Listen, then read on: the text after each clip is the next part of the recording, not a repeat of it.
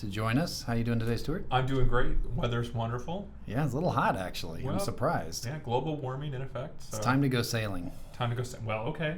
And you're dressed for it. I'm so dressed for sailing. Yeah, That's good. Let's do it. I'm getting over a cold, so my voice is somewhat back to normal. For like the second or third week in a row. I know. I don't keep count anymore. It's been bad. Yeah, I your know. immune system's kind of weak. I know. I haven't been able to kiss anybody for quite a while. Oh, so. well, that's actually a good thing. I know. Lucky them. Yes, lucky everyone. All right, why don't we get started? Welcome to the Stand, Fight, Win live stream. Real lawyers, real answers. The topic today is marital rights. So we're going to learn and discuss what rights married people have when it comes to passing an estate or an inheritance. And there's a lot of confusion, I think, in that realm in terms of what married people have the right to do and what they don't have the right to do. And so why don't we start off by going over our case, and this will be our breaking news segment. And we're going to talk about a case that is not necessarily breaking news. It was decided back in 2014, but it's a very good case. And it's called Lintz v. Lintz, L-I-N-T-Z, Lintz v. Lintz. And the site for it is 222 Calap 4th, 1346. That's 222 Calap 4th, 1346. So this is an interesting case, and Stuart, you are very familiar with this case. I'm very familiar with this case. We were kind of excited to see it back when it came out. And it has to do with, can one spouse unduly influence another spouse in order to get money as part of an inheritance? And there's a little bit of an issue there, right? So a lot of times people will come in and say, well, husband unduly influenced wife, or wife unduly influenced husband. And what usually is the thought that you give when somebody says that one spouse unduly influenced the other? What thought comes to your mind? Well, I'm not going to be politically correct here. I think that nobody expects you to. I think that in marriages that are longer than 10 years, I think that I've seen evidence, empirical evidence, that leads me to believe that most wives unduly influence their husbands on a daily matter, and the husbands say, aye, aye. Oh, okay. In younger relationships, you don't see that as much. I'm not saying that's a good or bad thing. I'm just saying that's what I have viewed. And so we tend to see that women make more of the decisions later on in the relationship, and that makes sense because, let's be mean to the men now, we kind of revert to our teenage years as we get older. Sometimes we need someone to help us out with our thought processes, and so we're seeing that. Now, that's totally incorrect for me to say that. I hope I'm not offending anybody. I'm not attempting to offend anybody. I'm just saying I think that spouses, and I see more of the female spouses than the male spouses do this, although male spouses do it too, they do things that certainly influence their spouse on a daily basis and even unduly influence their spouse on a daily basis, where they get their spouse to do something the spouse wouldn't do but for the one spouse asking them to do it. And that's a fine line, isn't it? By the way, you can send your complaints to stuart@aldebla.com. It's a fine line, isn't it? Because people influence each other all the time. Husbands influence wives, wives influence husbands. And that isn't necessarily illegal, and it's not undue. It can even be very heavy influence. That doesn't necessarily make it undue. But in Lintz v. Lintz, we have a case where it did go a little too far. And you can tell that this was a difficult marriage situation, because in the facts it actually says that this was the defendant's third marriage, and they were, or the decedent's third marriage, and they were married, divorced 6 months later, and then remarried. So that's not looking good in terms of being a stable relationship, right? And so as husbands started to decline in health, all of a sudden there started to be amendments to the trust, and there was many amendments between 2005, 2008, to the point where the last amendment left it all to the wife, right, and disinherited the husband's kids. So there's a number of different issues that the court looked at. One of them was capacity, which isn't a huge issue. For us, we have a lot of lack of capacity cases, although they're hard to prove. The thing that I found interesting in this case when it comes to capacity, though, Stuart, is the court talked about a case that's near and dear to our heart. Anderson v. Hunt. And 2011 finding. Yeah. And by the way, the Anderson versus Hunt, if you want to look it up, 196 Calap 4th 722. 196 Calap 4th 722. Anderson versus Hunt, 2011. And Anderson versus Hunt said for the first time, and it said it at... And incorrectly so. In our opinion. It also said it at a very inopportune time for us. But it said for the first time that the capacity required to amend a trust is the same as the capacity needed to make a will, which is a lower level of capacity if the trust instrument was something simple. Simple versus complex, which, man, those are so easy to define. Yeah, who knows what's simple, who knows what's complex. What's a complex trust amendment and what's a simple trust amendment? Let me ask you this, Keith, and not to get off track here, but on Anderson versus Hunt, where the court, in its infinite wisdom, for the first time says that we're going to look at capacity on a trust amendment, and we're going to use testamentary capacity under Probate Code 6100.5.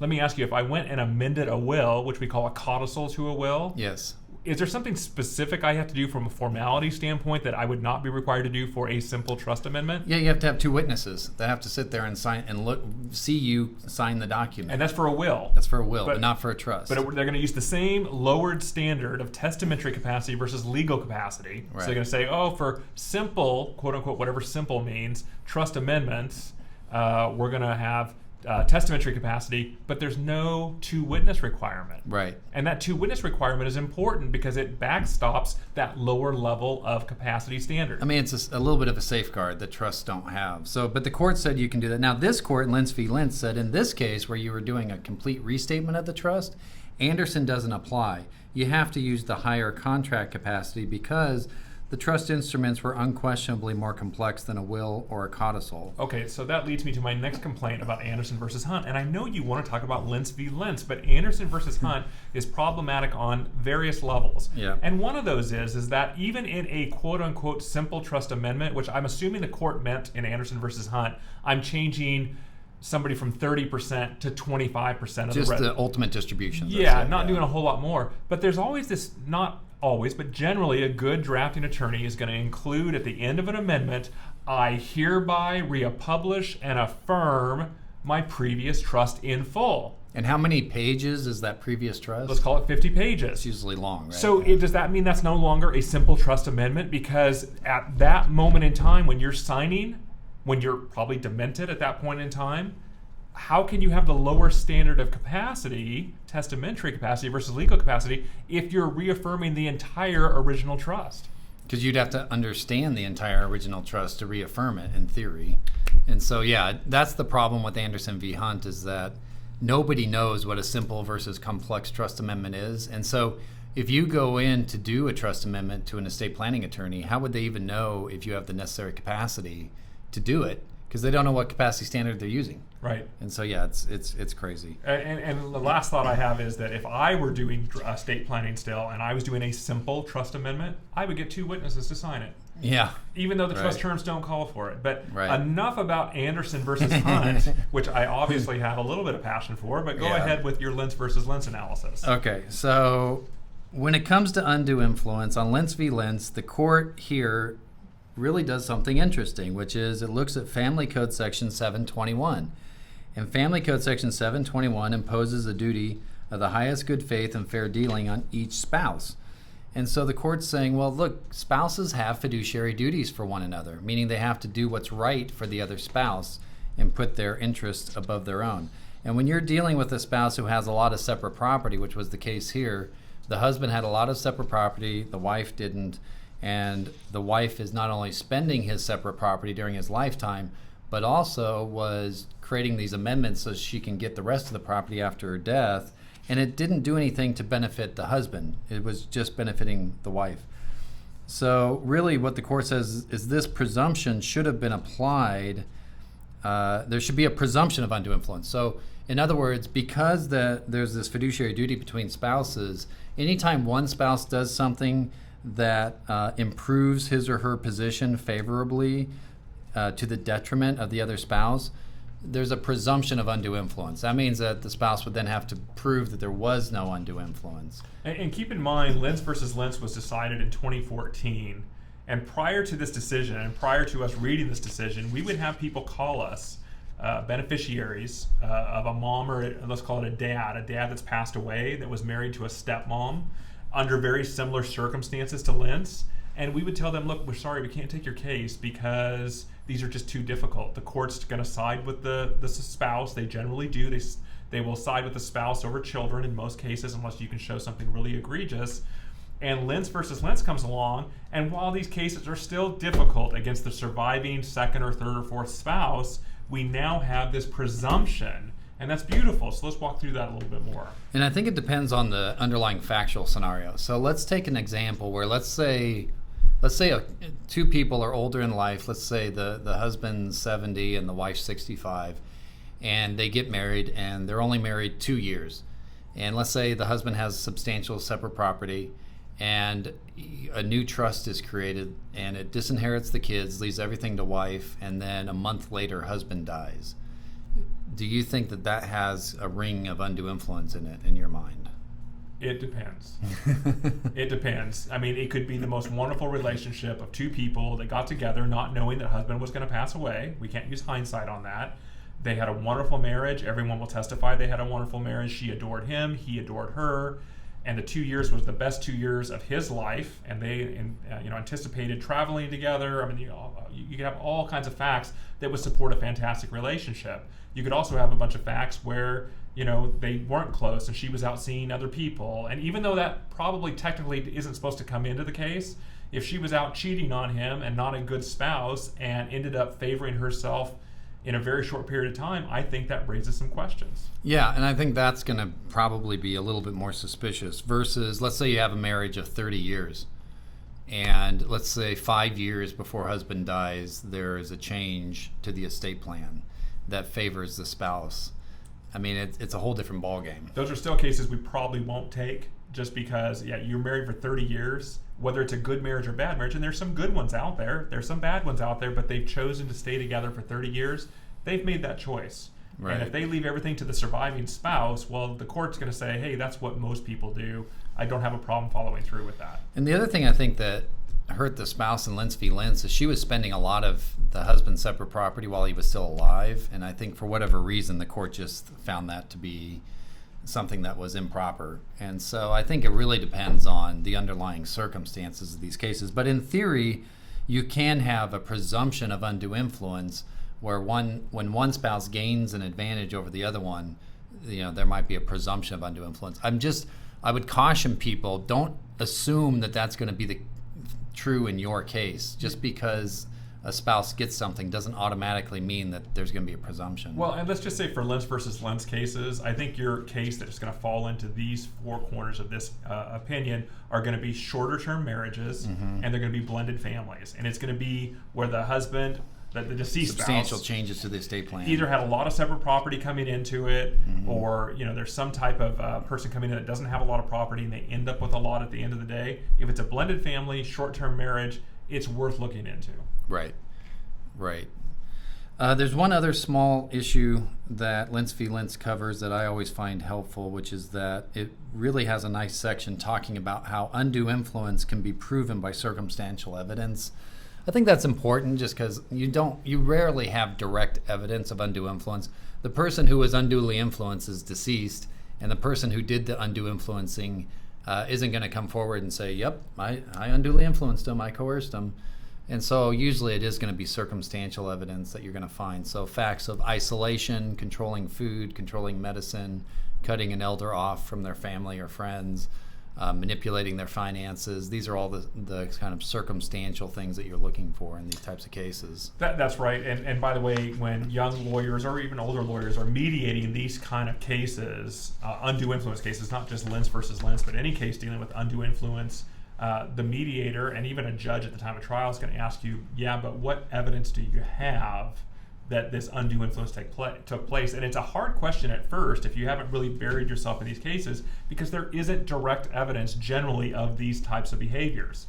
And so what you have to do is step back from the case and you have to pull together all the circumstances. It's a totality of circumstances analysis. You're looking at the age of the individuals you pointed out. Are they ill? And the statute here, it comes from the Financial the Financial Elder Abuse Act, and that is under 1561070, I believe. Is that right? The Welfare and Institutions Code. I'm sorry. Yes. What is the provision where it defines undue influence? I think it's 1561070. Yes, that's right. Okay. The Welfare and Institutions Code. So it's 15610.70, and if you actually go to that statute, you'll see the definition of what undue influence is in the first paragraph, and then they're going to break down the four categories that they're going to look at, and that's that circumstantial evidence that you need to look to and you need to pull together in your cases, and you get that from medical records, you get it from the estate planning lawyer's file, and you get it from third-party witnesses. And by Friends, the way, family, are third-party neighbors. witnesses valuable in these kind of cases? So valuable. Probably, in fact, third party, if you have a friend or a neighbor, somebody who's not going to get anything in the estate, and they can come in and say, oh, I saw the whole thing, this is what was going on, those witnesses are invaluable. They're way more valuable than expert witnesses. And especially if that person has no connection with you as the person making those claims. Yes, if they're independent, they're not going to benefit from the estate, they're just going to come in and testify. They're fantastic. I recently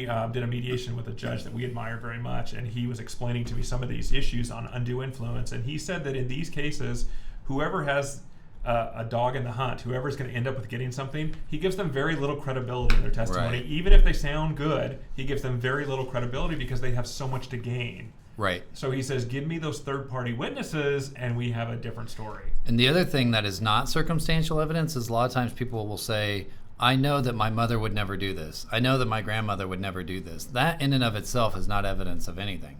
Like you said, you got to look at the statute. It requires susceptibility to undue influence, the actions and tactics of the wrongdoer. I mean, these are things that you have to go out and find for evidence for your case. But coming in and saying, I know that my mother would never disinherit me, it's not going to get you too far. Yeah, and let me give you, some people, when I was younger, I used to have a hard time putting concrete facts on what undue influence is. I can give you a small example, and that is in a Lentz v. Lentz hypothetical, you've got a second or third wife, and it now married to the husband. The husband in this case has 2 or 3 kids, and he has significant wealth. And in his current trust, he's giving the bulk of that wealth to his kids. And the wife comes in and starts, many people view undue influence as some kind of a mean, kind of a duress. Somebody's holding a gun up to you. No, many times it's the wife coming into the husband who's in a bed maybe, saying, why aren't your kids here? Oh my gosh, they must not care about you. This is awful. Here, let me take care of you. And it goes on. So it's a progression. It happens over time, and slowly but surely the well is poisoned, and then the husband becomes frustrated because sure enough his kids aren't there. And older people, in my opinion, again, I'm going to get in trouble for this, they tend to fear that people are going to take their assets. And you and I will be there one day. We're going to fear that somebody's going to, Kayla, Manisha, as you guys get These older, young people, these young people, it is all they want is my assets. And so there's already that fear that's innate in all of us, and now this person's flaming, getting that. Yeah, and they're also afraid that nobody will take care of them. Yes, and here that person is that they rely on day in and day out for whatever care they're receiving. Yeah, so it happens that way, and it usually happens over a period of time. It's not written down. It's very circumstantial. It is not something that you can point to and say, this is where it happened. Yeah, that one thing. No, it's been described as death by 1,000 cuts. So that's kind of what it comes down to. And some judges would say you trying to prove a case of undue influence is also a death by 1,000 cuts. Yeah, they're tough cases. There's no doubt about it. Yeah. But yeah. So, all right. So I guess the takeaway from Lentz v. Lentz is you can have undue influence between spouses. You could even have a presumption of undue influence. Spices. Did I say spices? It's spices. No, it's spices. It can't be spouses. Oh, spices. Yeah. Okay. Spouse. And you can have a presumption of undue influence between spices. Thank you. But you don't say mouses. No, I don't. You say mice. I don't care about mice. Okay, I'm just saying if we're going to be correct. Mooses? Yeah, I think mooses would be meese. Mises. Okay. Well, whether they're mises, mices, or spices, there can be a presumption of undue influence, but it's still very hard case. By the way, this is literally what happens 24 hours a day when the camera goes off. So yeah, that's right. We think it's entertaining. You may not, but it's exciting. You shouldn't. So let's go to our Asked and Answered segment and see if we can answer some questions that might flesh these issues out. It's flesh, not flush. It's flesh. Fleshes? Yeah. Fleshes these issues out. Yeah, let's fleshes it. Okay. Is that a bird? I don't know. You're making me tired. All right. I need a nap. Kayla's back. Kayla, there she is. Where'd you go?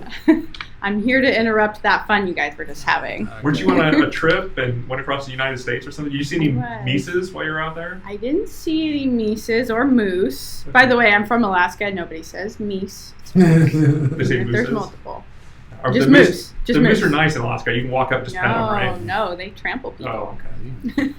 I did see some elk, though. We went to Yellowstone, and cool. Yeah, that was cool. Those are big. So our first question today is, does my half of the marital property have to go to the surviving spouse? Ooh, does it? You better be nice. It depends. It depends. I mean, It doesn't depend. No, it doesn't. So, I mean, if I'm married, which I am, my half of the community property, I can leave it to whomever I like. That's right, I can leave it to my law partner. Good idea. But I can leave it to whomever I like, and I can exclude my spouse. And, and same thing with any of my separate property. So my separate property can go away from my spouse as well. There's going to be one exception to that, which is going to be a family allowance. We'll get to that in a minute. But in terms of who owns the property, I can give away half my property to anybody I want. Think about that, though. I mean, your spouse dies, and all of a sudden half your house goes to somebody else. I mean, that's got to be a shocker.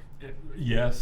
That would be shocking. Yeah, no, that is very surprising for people to find out that even in a 30, 40-year marriage, that one half of the community of yours can go whoever. Like, my wife passes away and half my house goes to the yoga instructor? Yeah. But it can. The spouses are allowed to do that, and it is a bit of a shocker. Now, family allowance. Let's make a quick pit stop there.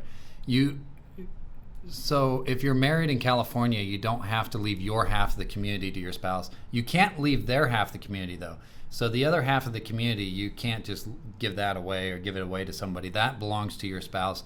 They get to keep at least half of those assets.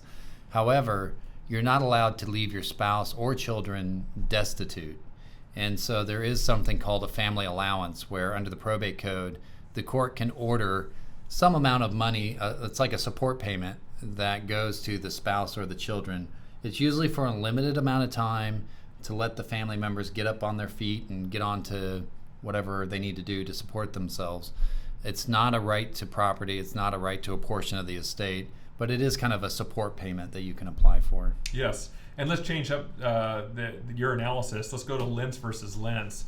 If this guy had community property, significant community property with his spouse in Lentz, let's say they've been married 30 years and they own a $5 million asset and it's community property, and under the Lentz versus Lentz analysis, wife gets husband to sign a transmutation of his community property interest and give it to her, making it all her separate property.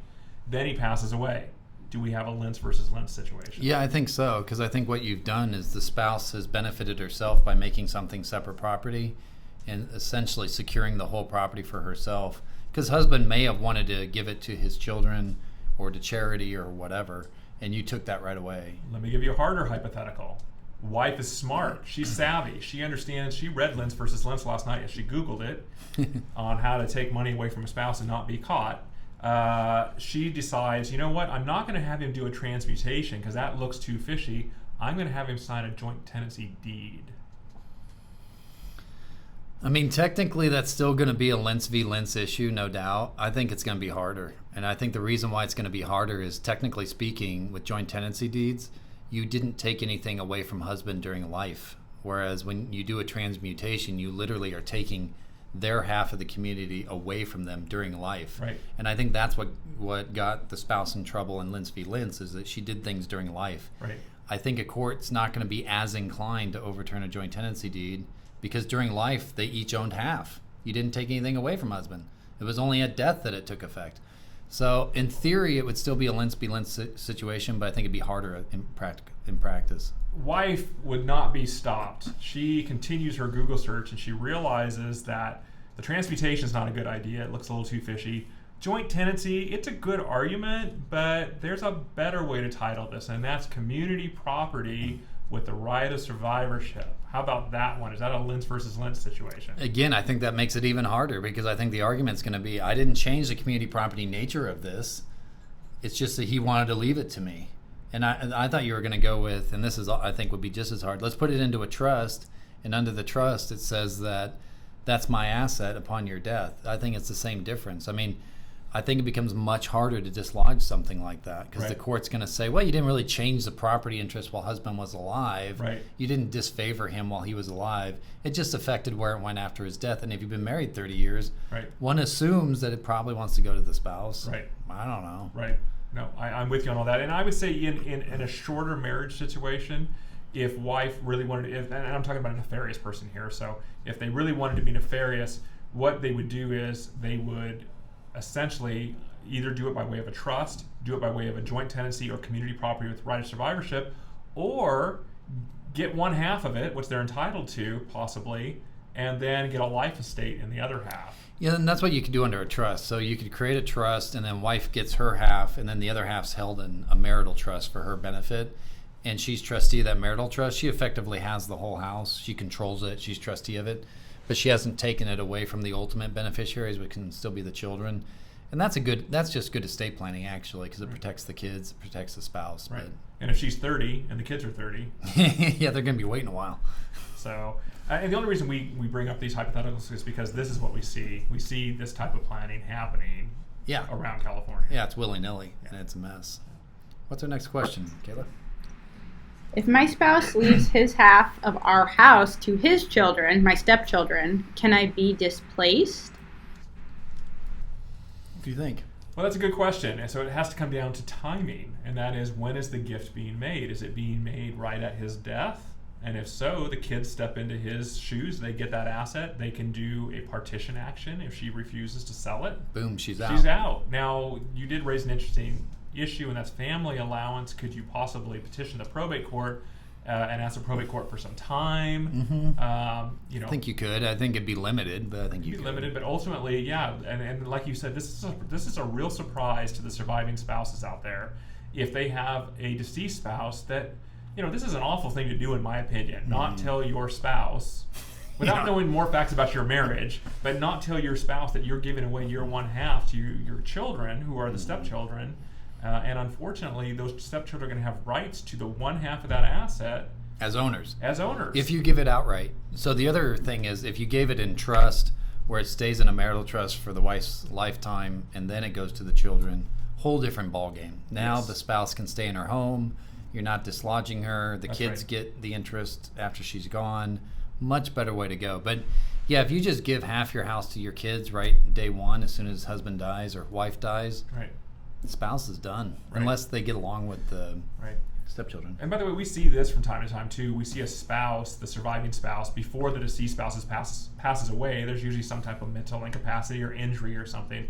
Somehow or another, they find the trust in the house and they see what's happened. What's the first thing they do? They call up a estate planning attorney who's willing to take $1,500 to come over to the hospital. Quick amendment, and now everything's going to the spouse. So we see that happening too. And I wouldn't necessarily say that surviving spouse doing those things is an evil person. This is a person that's dealing with a real issue where they're thinking, I'm going to lose half of my house. Well, what would you do to keep half of your house? So these aren't evil people. It's not right what's happened, and it can be hopefully corrected with some litigation, but I understand why people do these things. Well, it's so much easier if you have other assets. If you have a house plus stocks, and you can say, hey, let's give husband's kids the stocks, and I'll keep the house, and that way I'm not disrupted. Hey, great. Right. But a lot of times when you have these estates where a house is a major asset, and it's the most valuable asset, it's tough. And if you lived in a house for 30 years, you don't want to just get kicked out, especially if you're older. That's got to be terrifying. Terrifying, absolutely. All right, Kayla. My husband has a mistress. Is it possible that he could leave half of our house to her? Oh boy. It is possible. Yeah. Maybe probable. It's interesting, isn't it? Now, I had a case years ago where a wife left the house, we thought, to her husband, but they were separated, but they weren't technically divorced. Turns out she had a handwritten will leaving the house to yoga instructor. And we thought, well, that's weird. Why yoga instructor? Until he came in the office. He's young.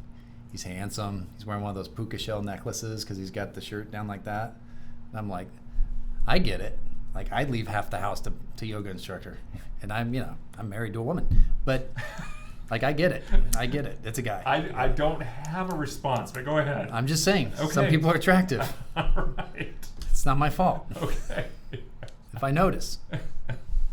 In any event, it was a shocker. And so these things can happen. And unfortunately, because each spouse has the right to give away their half of the community, you could wake up, one day and your spouse is gone and the mistress owns half the house. That's a possibility. So not only the insult of finding out that one half of your house is gone, but it's going to a mistress. I mean, again, this deceased spouse is despicable, in my opinion. Yeah. This is not good behavior. No. the manners are poor. But well, it reminds me of these cases where a guy dies and he's living like two different lives. He has two different families in two different cities or something. It's like, first of all, how did he get away with that, and how do you have the energy to even do that? Yeah. It sounds exhausting to me. Yeah. I wouldn't even want to do that, but it is a terrible result. And so, what do you do about it? I mean, if you're a spouse and you're worried that this is going to happen, what would you do? You make sure that you know what the trust says, and you number one, you create a trust. Then, you work with your spouse on your estate plan, and then you look for facts of undue influence or lack of capacity for anything that changes that estate plan. Right. And if you can't find them, it's tough. Now that I think about it, I used to teach when we taught Trust and Wills at Chapman Law School. We used to go over this case, and it was Charles Kuralt. I remember that. He left his ranch in Montana to his mistress using a holographic will. It was a letter that he wrote, and it wasn't part of his regular estate plan because apparently it'd be a little embarrassing to sit down with your wife and your estate planning attorney and explain to them that, well, I want to leave the ranch in Montana to my mistress. That probably wouldn't go so well in a meeting. So he did it on a holographic will, and it was enforced. The mistress actually got the ranch in Montana. Now, he was very wealthy, so the spouse obviously had other assets. Was he a journalist? Yeah. Yeah.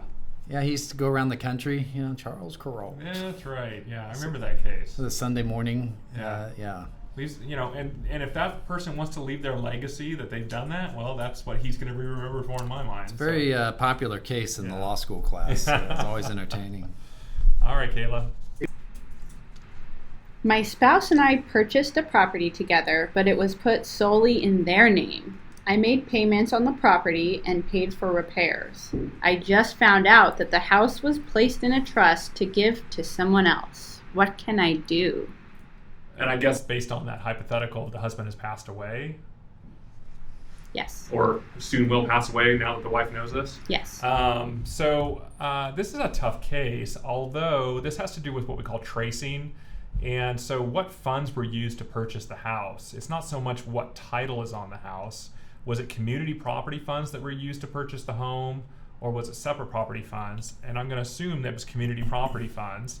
She also has stated that she continued to make payments on the mortgage, payments on the taxes, payments on repairs and upkeep for the home. Those would also be community property assets. So absent a marital agreement of some type, or absent separate property being proven, I think it's going to be presumed to be community property. There's always a presumption of that. Well, if it was purchased during the marriage. So if it's purchased during the marriage, the presumption is it starts its life as community property. Correct. And that was my presumption about the presumption. And so I'm going to presume that this person can prove up that this is community property. And it's interesting too, because you'll have these situations where the house is purchased during the marriage, but maybe it's only purchased in one spouse's name for credit reasons or who knows why. So does that, purchasing it in one spouse's name, does that make it separate property? It does not, because the transmutation has to be express and clear. The transmutation being, I'm taking my community property and I'm changing its character to separate property and giving it to you. It needs to be, and I understand that I'm doing that, I mean, it needs to be clear to be a transmutation. Just simply title is not enough. And a lot of times these finance companies will make the spouse who's not going to own the property sign a quitclaim deed saying, I hereby quitclaim my interest to my spouse as her separate property. Not enough. But that even isn't necessarily enough, because it's not a declaration that I understand I'm transmuting this. So now you have a piece of property that's community property, you're entitled to half. Yes. You're going to get half. In that type of a case that Kayla just asked, it's the person that's alleging separate property that's going to have to meet a burden of proof in that case. Right. And they're going to have to overcome the community presumption, and then they're going to have to prove it's separate property. Right. I think that's my estimation of it. Yeah, I agree. How can I protect myself from losing half the interest in my house? I think it starts with a good estate plan using a trust. And so I think you and your spouse need to meet with an estate planning lawyer and put together a good solid estate plan. And then you need to make sure your house is titled in the name of the trust so the trust controls that house. And if you have a trust document with a plan of how it's going to go, and it's fine if your spouse's children are going to get something out of the trust after you're gone or whatever, or even as soon as your spouse dies if they're going to get something, but at least plan it out and talk about it. I think where people go wrong is when they don't have any plan at all. So like you said, if they own their property as community, if I own my property as husband and wife as community property but no right of survivorship, Well, now my spouse could do a will and leave it to somebody else. They could do their own trust and leave it to somebody else. Any number of things can go wrong with that. Yeah, I'm actually glad you brought that up because we talked earlier about a deed, a titling known as community property with right of survivorship, which is really a joint tenancy between two spouses, right? Or Right. spices. Spices, We're yeah. gonna stick with that. Yeah. But I don't want to mislead anybody that if you have owned as husband and wife community property, that is what's going to happen. That's just simply a 50-50 ownership. Right. That's like owning tenants in common. Yes. And so you want to be careful if you're looking at the deed of your house, and you want to make sure that you're going to get it if your husband passes away and you're the surviving spouse. You're going to want to see either joint tenancy, those are the magic words, or with right of survivorship. Community property with right of survivorship. That's right, and not just Or in a trust. Or in a trust, and then the trust can describe what happens to the property. I mean, I think the trust is the best way to go, but certainly if you at least... The problem with having it just in joint tenancy with right of survivorship or community property with right of survivorship is either party has the right to break that just by filing another deed.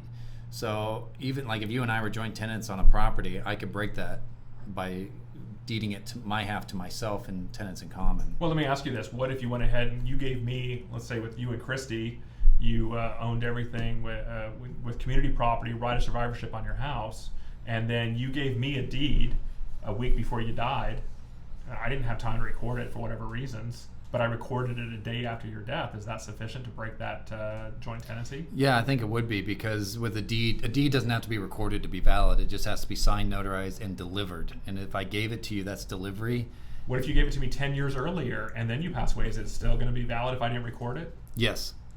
Yes. Now, you may not have a right superior to like a mortgage that's recorded or something like that, but the recording doesn't necessarily negate the deed. The deed can still be valid. And so that's why the community property titling, even with right of survivorship, has a few holes in it. Whereas if we put it in the trust, and if Christy and I are co-trustees, then you need the signature of both co-trustees to take it out of the trust in theory.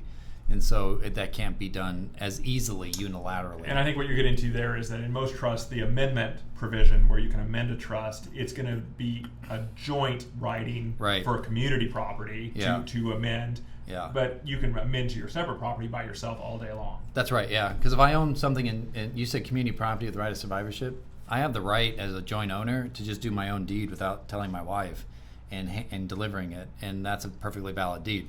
In a trust, it's different, because in a trust you would, in theory, require two signatures. The spouse would have to know about it. Right. It's just a safer way to go. Yep. Yep. Do you have any other questions, Kayla? One more question from Facebook, so thank you for submitting your questions to us. The question is, my stepfather is attempting to break an irrevocable trust to favor his biological son. He is about to sell property that was granted to me. Will the funds from the sale of the property remain with the bypass trust? Well, that's a loaded question. So essentially what's happening here, Keith, is we see that a person feels that they have a property that's in a bypass trust. So there's an original trust that was split off into two separate sub-trusts at the death of the mom, presumably here. Some property was put in the bypass trust, which is an irrevocable trust, assuming the surviving spouse gets interest from that and so forth, but they're not supposed to get access to the principal in there. And then the survivor has their own trust. They can do whatever they want with that. Mm-hmm. The concern here is that dad is trying to break the trust, and I'm guessing he's doing that by way of court, because that's the only way I can think of to break an irrevocable trust would be by going to court and getting the court's permission to do that. Well, you're thinking of the only proper way to break an irrevocable trust. Well, that's correct? true. That's true. Now, yeah, I think, because if the bypass trust owns a real property, or even half of a real property, or some portion of a real property, you can go ahead and sell that property. That's not a problem. But the percentage of the ownership of the bypass trust they have to receive their share of the proceeds. So if the bypass trust owns half a house, you sell a house for $1 million, the bypass trust should receive $500,000. And is that going to happen in most cases? It depends on how good the trustee is. The trustee is the surviving spouse. Is the surviving spouse going to follow the terms of the trust and do the right thing, or are they going to do the wrong thing? If they do the right thing and follow the terms of the trust, then yeah, what they would do is open a bank account or a brokerage account for the bypass trust, put the $500,000 in there, work with a financial planner to make sure it's properly invested. Maybe the surviving spouse gets the income off of that during their lifetime, and then the rest goes to the child. That'd be the right way to do it. Unfortunately, what we see a lot of times is the house sells, the money gets moved over to the survivor's trust or to some other bank account that the surviving spouse owns, and the bypass trust is just like an afterthought, like it never happened. And then it's up to the children to have to decide, what are you going to do about it? And And when are you going to do something about it? Yeah, what are you going to do about it, and when are you going to do it? And so the what are you going to do about it? You can recreate that. You can go back and claw the assets back into the bypass trust. If you follow the trust terms, that's where it's supposed to be. And so that requires court action. You're going to have to file a lawsuit. And then the question is, when are you going to do that action, if that's what you need to do? And you have some pretty good thoughts about when. Well, the when depends on the age of the surviving spouse. If the surviving spouse is elderly, and chances are they're not going to be around all that much longer, and this is kind of a dreary way of looking at life, but if they're not going to be around that longer, it's better, in my opinion, in most cases, to wait. And then once they've passed on, you can attack their survivor's trust or any other assets they have. And why wait? Because you may be a beneficiary of their trust, of the survivor's trust. Yeah. Yes. Yeah. So I think it's better to let go after that after they've passed away, because you never know, you might get a windfall. Even we've seen it where even that surviving spouse didn't like their husband's kids, but because the trust was drafted back in 2010 with everything going to the kids equally, they left it. Maybe they left it out of honor. Maybe they just didn't get around to making an amendment. They'll definitely make an amendment if you come after them. So if you sue while the spouse is still alive, your concern is they're going to go and amend the survivor's trust and cut you out. Correct. Now, what if you're already cut out of the survivor's trust? If you know that for certain, then there would be no reason not to just move forward and say, take action now. Say, hey, I want to get that property back. Keep in mind, though, the courts are going to be sympathetic to the surviving spouse, and there may also be a provision in the survivor's trust or in the bypass trust that says that mom can invade the principal of this trust for need. Well, she's going to go to a lawyer and say, what do I need to create need so that I can start drawing down the principal of this trust? So don't motivate mom, stepmom in this case, to start drawing down that trust. So in most cases, it's better to wait until mom passes away. But if mom is 30 years old and you're 30 years old as a beneficiary, you may need to move forward. So you kind of need to monitor the situation, see if the money in fact stays with the bypass trust, which is what's supposed to happen, the proceeds. Right. Whatever the bypass trust owns, the proceeds should go there. Right. Try to see if you can confirm that happened. If so, then you're probably in good shape. Right. If that doesn't happen or you can't confirm it, then you have to consider taking court action. And that's a question of, do you do it now or later? And if you're not going to receive anything from the survivor's trust, or if the surviving spouse has just revoked their half of the trust and they put it somewhere else, Then go. then you might as well go. Yeah, except for keep in mind they can draw down principal on the bypass trust. In some cases, that depends on the terms of the trust. They may not have shared the trust with you, so you're in the dark, and they're certainly not giving you accountings, even though you have a right to them. You start asking for accountings, they're not going to be happy about it. So you have to figure out, do I want to wait? It's picking poison is what it's doing. Which poison is going to be less harmful to you? And what rights do you have? What rights do they have? That's if you right. have the trust document, you can start making those decisions. Without the trust document, it's very difficult. That's right. One last thing, if you wait till they pass away, you have to keep in mind that there's a statute of limitations that trumps all other open statute of limitations. All that means is you have 1 year from the date of death of this spouse to file a lawsuit. You have 1 year, and it doesn't matter if your typical right under a lawsuit would be 2 or 3 or 4 years or 10 years if they were still living. The 1 year trumps all statute of limitations, and you have 1 year. Now, there's an exception to that rule even, where it could be as short as how long? 4 months if somebody opens probate. So if somebody opens probate, now we got 120 days that we're dealing with. So people, those are statutes that sneak up really quickly. So once somebody passes away, take action quickly. You got to take action because there's a just briefly, you're going to have to petition for probate, open up a probate estate. You have to file a creditor's claim in that probate estate, and then you're going to need to get your underlying lawsuit filed. That takes time to do those 3 steps. Yeah, there's a lot to do, and there's nothing more heartbreaking to have somebody call into our office, have a perfectly good claim, and then you find out, oh, somebody passed away 2 years ago, and the statutes are all closed. Correct. It's like, you got to go. You got to take action quickly. Yep. Do you have another question, Kayla? We have one more question. What advice would you give to a spouse or an attorney who's about to draw up a trust that disinherits a spouse? Well, the first thing you want to do is make sure that the trust document is properly written. So So who's the advice going to again? I mean, this is Keith's A question. spouse but- or an attorney, right? A spouse or an attorney who's about to create a trust that disinherits the other spouse. Well, it's interesting. I had a case a while back where a spouse wanted to do that. They wanted to disinherit their other spouse. And so they did a deed where they transferred half of the property into a trust, and then the trust disinherited the spouse. And the problem with that is that while you're legally married, you cannot segregate out community property. So every piece of property retains a 50-50 characterization. So even if I take half of my property and I move it away from an account with my spouse, well, that property I moved is still 50-50, and this property over here is still 50-50. You either have to get a legal separation, you have to file for legal separation if you want to divide the assets, or you have to file for divorce.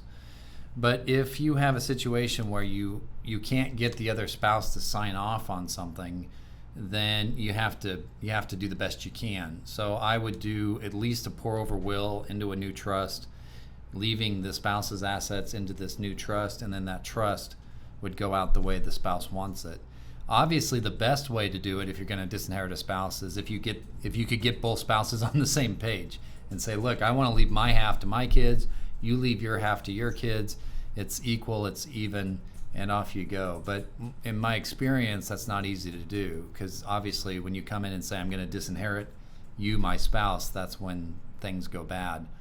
The other thing you could do is consider using a bypass trust so that the surviving spouse gets something during their lifetime, or right to live in the residence, and then it goes away from them. I think that's a good compromise, and it's a good way to get both spices on the same page. So that's another way that I would consider doing it. But if you're going to create a trust just for the spouse and you're going to fund it with community property, that's very difficult to do because you can't segregate it out.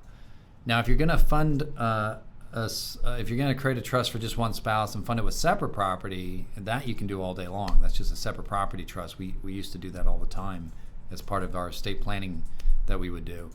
But trying to separate out community property without a legal separation or a divorce you just can't do it. It's pretty tough. And then once it's inside of a trust, well, even if you did like Charles Corral and left a will, it doesn't matter because it's a trust asset, and the will doesn't control a trust asset. Well, and the argument we made in this case too is that the spouse had moved 50% of this house into her own trust and then tried to direct it away. 25%? Well, yeah, I'm saying, well, whatever's in that trust is still 50-50. So that means the surviving husband still was entitled to 25%, and the other 25% could go that way. And then the 50% that was left outside of the trust, that all went to the surviving spouse. So the surviving spouse ended up with 75%. Because you can't divide assets while they're alive. Now, if you put it into a joint trust with husband and wife, and you either create a bypass trust that lets the spouse live there and then it goes to somebody other than the spouse, or if in the joint trust it says my half is going to go to my children and you're not going to get anything, that's good. You can do that. But absent something like that, it can be very difficult to just create your own trust and leave your assets your own way, unless you own everything in your own name and you can pass it under a will, a pour over will, into a trust, and it goes through that way. Or even a standalone will in that case. That's true. Yeah, you can just do a standalone will as long as your assets aren't in joint tenancy. Just own your assets as tenants in common with your spouse and then create a will. Yeah, you have to go through probate, but at least you can get your half out. Right. Wow, this was a fun one. I didn't realize how much fun this was going to be. It's complicated stuff. And I was talking to Manisha before the show, and she was asking some questions about, can you disinherit your spouse? And I was telling her how, yes, you could, and she was shocked. And so I think a lot of people are shocked to learn about the ins and outs of how this works, because when you're not dealing with this every day, all day long, like we are, it's surprising. It is. So is that all the questions we have, Kayla? Yes. Okay, that was quick. I want to thank Kayla and Manisha for helping us out today. They're the ones who go to all the work to set this up and to get all of the questions from our audience and to also take questions during the show. You can find a recorded version of our Stand Fight Win live stream on Facebook and YouTube after we're done here. And you can also find a recorded audio-only version on Podbean at podbean.com. So I want to thank you for joining us. Thank you, Stuart. Thank you. Thank you, everybody. And we'll see you next time. Next time.